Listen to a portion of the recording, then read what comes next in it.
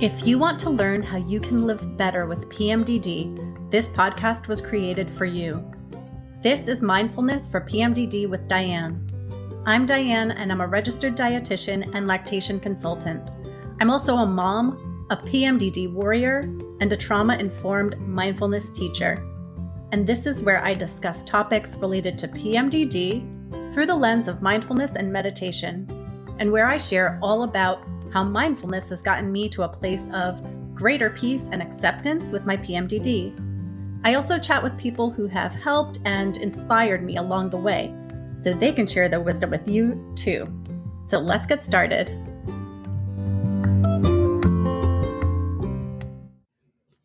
This podcast is not a substitute for psychological therapy or medical advice.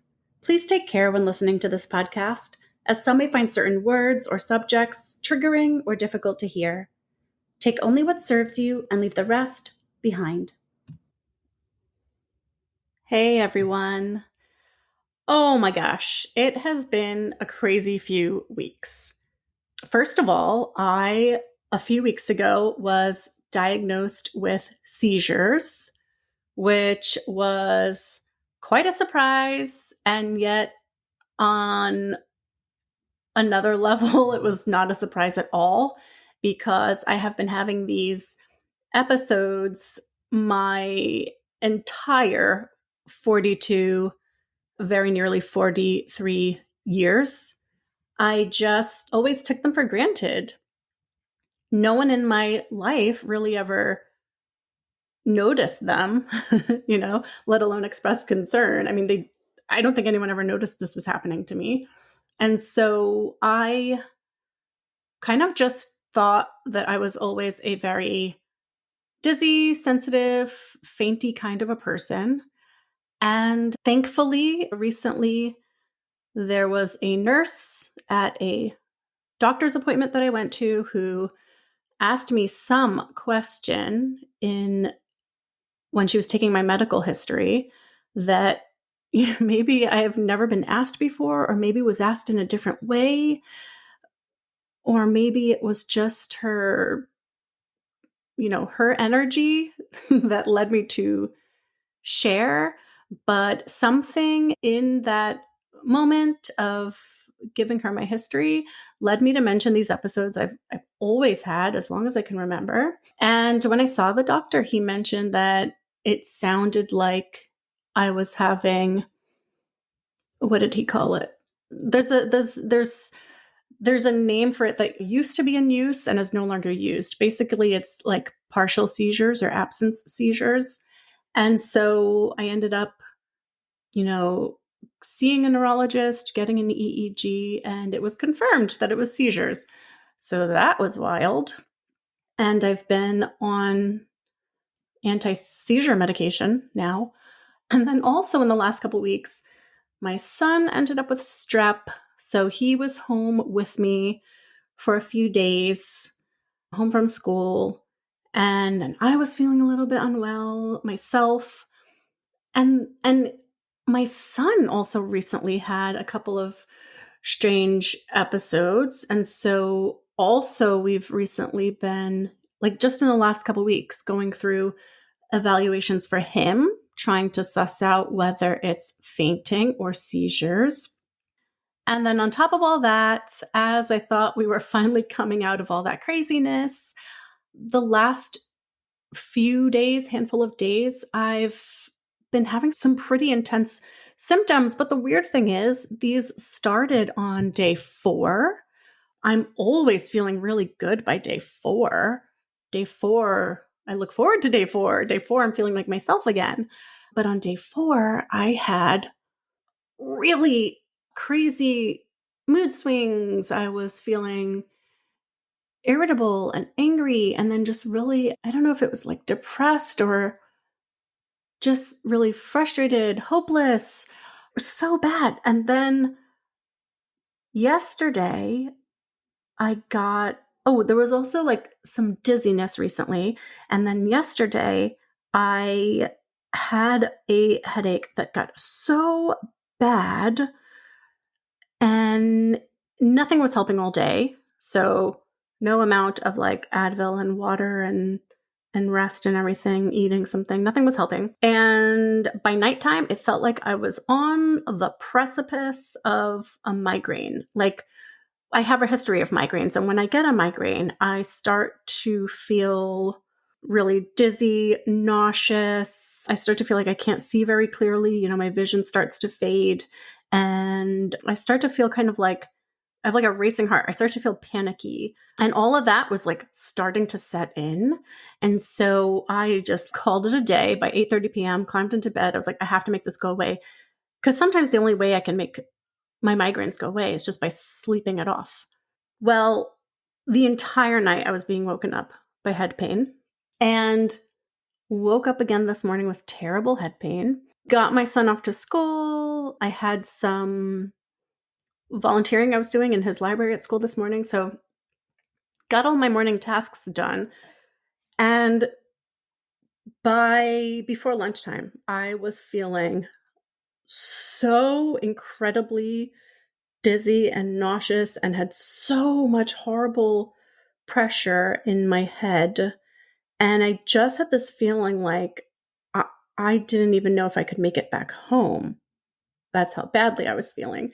And when I got back home, it felt like that urgency to get into bed and try to rest it off, because I felt like I I just felt so dizzy and so nauseous. It felt like, oh my God, I've got to like park myself somewhere.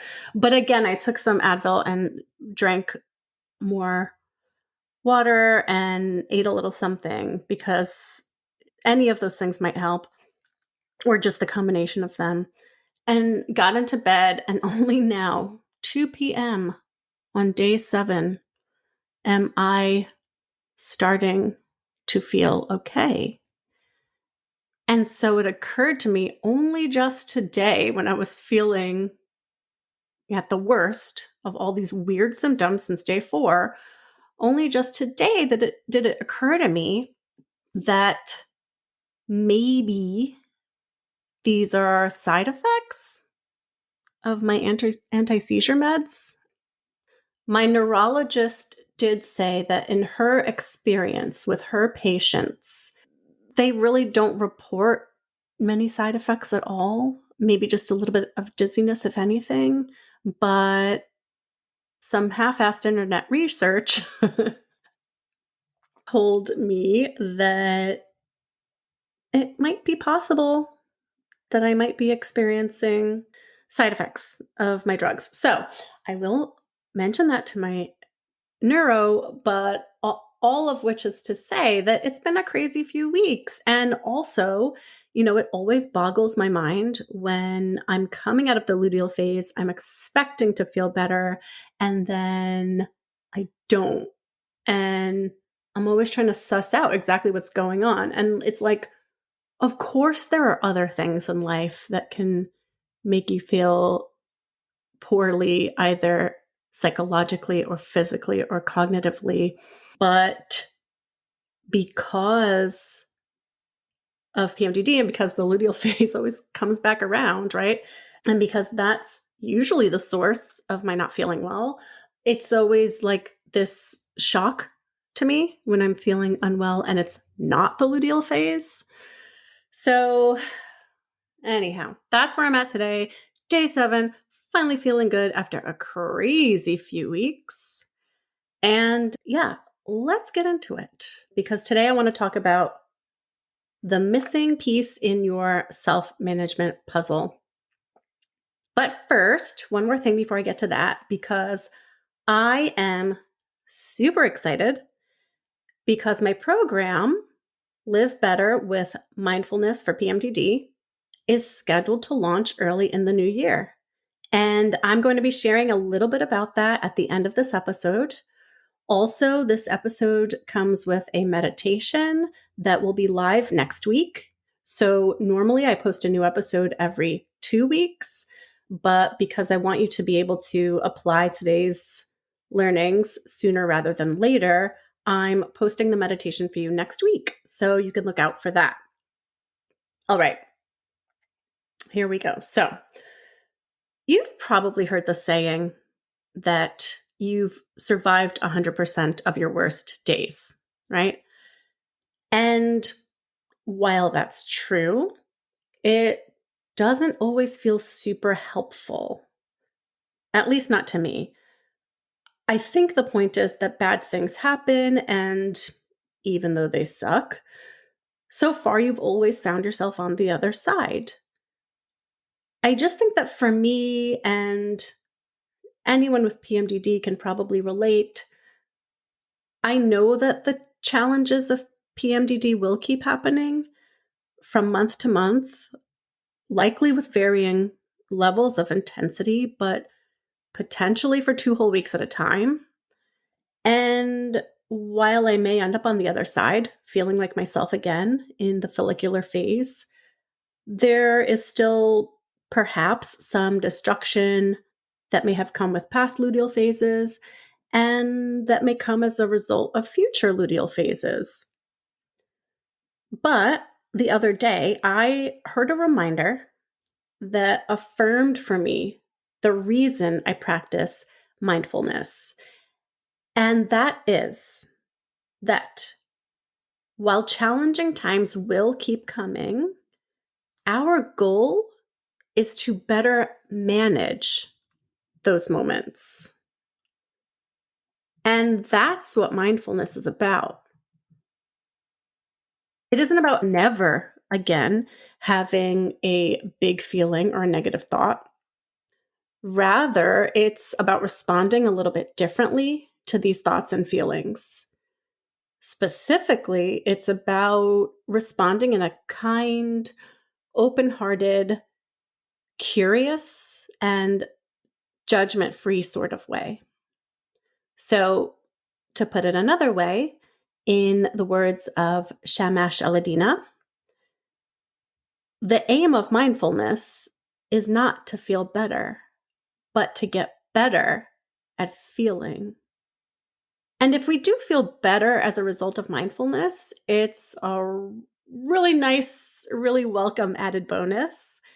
Now, frankly, I think that we do often feel better, and I know that I do, as we start to incorporate mindfulness into our lives, especially when we do it within the framework of acceptance and commitment training, because of the spaciousness and new possibilities that it opens up in our lives. But the aim of the practice is to get better at feeling. Because we can't just make our PMDD disappear. Maybe someday, but not today. And we can't make our brains stop presenting us with warnings or flagging threats or coming up with all sorts of things to worry about or beat ourselves up over. That's just not how the human mind works, PMDD or no PMDD. In fact, negative thoughts and feelings may just become stronger and more intense the more we try to fight them or avoid and distract ourselves from them. But what we do have control over is how we respond when faced with these stressors and challenges. And I think that is just so perfect for the PMDD experience. Because even as we do so much to address our symptoms, and I know that you are doing a ton, there will still be times where we perhaps might have a really tough luteal phase. Maybe life throws a few extra stressors your way one month or for several months in a row, and that exacerbates your symptoms. This is where I really feel the magic of mindfulness. And this is why mindfulness is the anchor of my PMDD management. Because even when I'm doing all the things, quote unquote, right, the SSRI, the diet and the exercise and the sleep and the walking, the cycle syncing, the symptom tracking, the knitting and mindful coloring and just really being deliberate about my use of my time and my energy, et cetera, et cetera, et cetera. Right? Even when I'm doing all those things, I might still have a month marked by irritability or sadness or anxiety or rage or overwhelm. And in those instances, I still can turn towards my mindfulness tools to help me get through specific moments. And I can turn to the renewed outlook that I've experienced as a result of mindfulness to help me live better with my PMDD. So when I was doing all the things, I was finding varying degrees of PMDD relief, but I still experienced a feeling of instability and burnout from riding an emotional roller coaster each month. And in addition, I was feeling resentful, disappointed, and kind of hopeless about those feelings of instability and burnout. Right? So it was like all those things were helping me to some extent, but I still felt this feeling of like, oh, I don't know if I could do this every month. Or like, this is insane. This is really quite an emotional ride for a person to have to go on over and over and over. But when I dove deep into mindfulness, including acceptance and commitment training, and decided one day I need a mindset shift. And soon after decided I'm going to lean into acceptance, I quickly discovered a release of tension, a release of pressure, and a release of all these feelings of inadequacy and resentment and all the rest. I stopped adding more things to my list of things I need to do every day to minimize my symptoms and maximize my health, because I was doing plenty already and I needed time to actually do life, right? I didn't need to keep adding more tasks to my self-management list. And instead, I committed myself to the brain training I had started to help myself have a better response to and better relationship with the problematic and really negative thoughts and feelings caused by PMDD. And holy cow, I almost immediately experienced a sense of spaciousness and openness and a sense of possibility for myself and my life.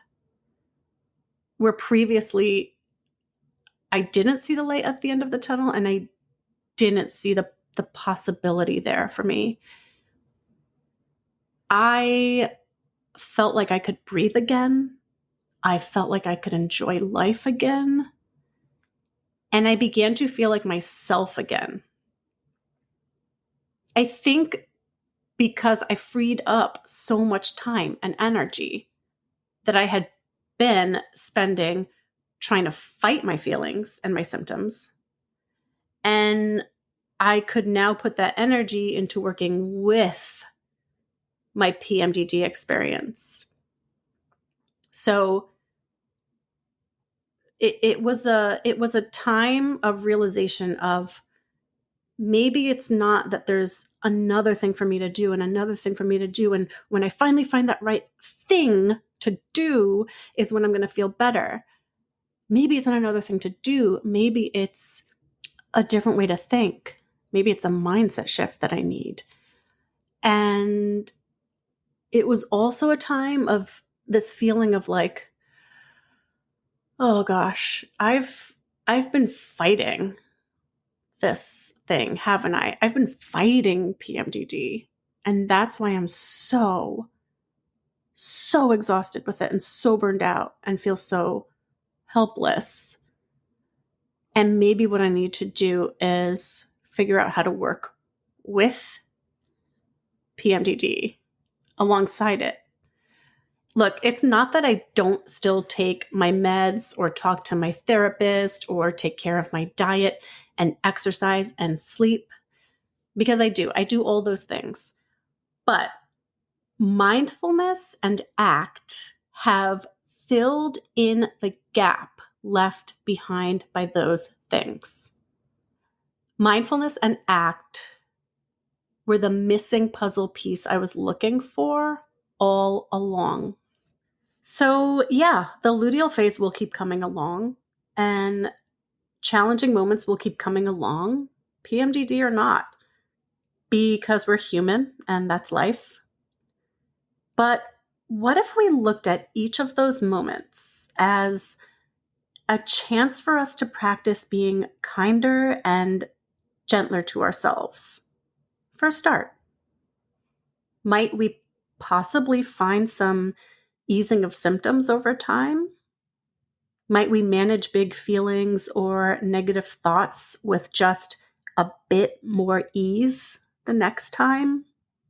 So that rather than get hooked by negative thoughts and being dragged down a deep, dark hole with them, maybe we can acknowledge their presence and how they make us feel, and then let them move on so that we don't end up in self-loathing and despair.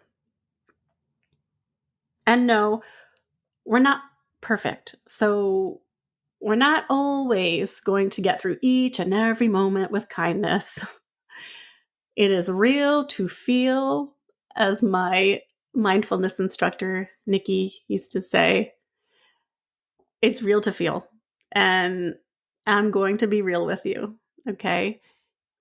But I offer you this thought to just consider whenever you're ready. I'm just going to put it out there. What if we made the intention that each challenge is a chance to practice being kind and gentle to ourselves, and that's what we're going to start to do?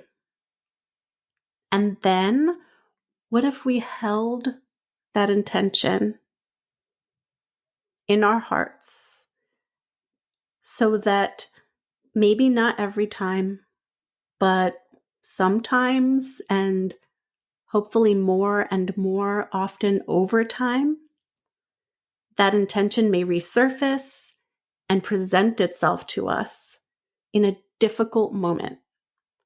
And because we've already set that intention, it's perhaps just the tiniest bit easier, even just 1% easier, to pause in the midst of one of those really challenging moments and ask, how can I be kinder to myself about this? How can I be more gentle with myself right now?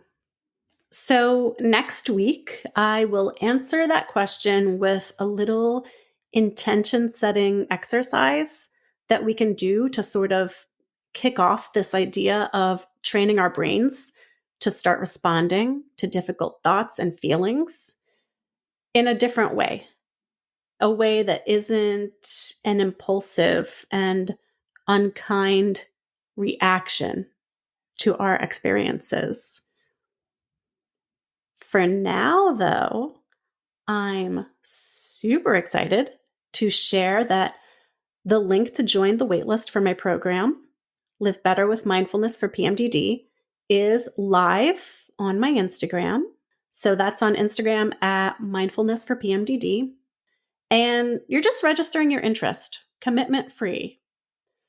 This program can be helpful at any stage of your PMDD journey, whether you're looking to tame the flame of survival mode or change your relationship to your thoughts and feelings, or find more stability and acceptance in your PMDD experience.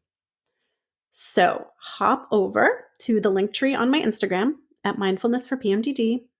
If you're curious to learn more about how mindfulness for PMDD may help you to find more peace and calm, feel more like yourself again, be an active participant in your own life again, improve relationships that have been impacted by PMDD.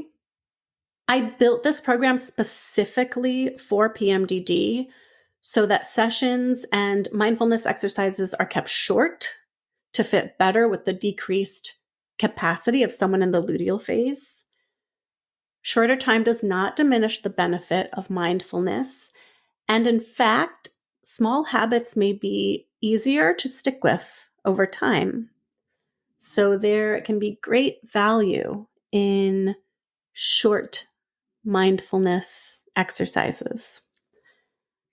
I will send small offerings or prompts or chats a few times a week to help with developing a practice that sticks, and accountability and guidance and support, because starting something new is always hard, but especially when you're feeling your worst.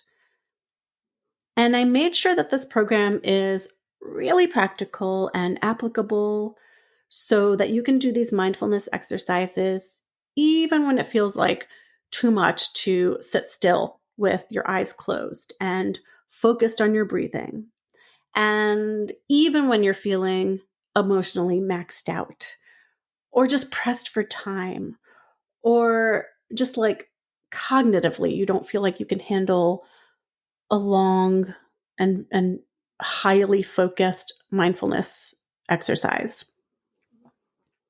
So again, there's now a live interest page if you want to learn how mindfulness for PMDD may help you to develop a mindfulness practice you can actually stick with as a stress management tool for PMDD. Find a sense of relief from the resistance and resentment, anger, anxiety, and depression caused by PMDD, so you aren't so hooked by your negative thoughts and feelings. And how mindfulness for PMDD may help you to perhaps even experience a mindset shift to find greater compassion for yourself and acceptance of your PMDD. If this sounds like you and you want to learn more about how you can work with me to use mindfulness to live better with PMDD, then pop on over to my Instagram at mindfulness for PMDD and click on the waitlist form in my links. You guys, thank you so much for sharing this time with me today. It really means a lot, but even more, I appreciate you for showing up for yourself. I can't wait to hear from all of you. And in the meanwhile, you can find our next meditation right here next week. See you then.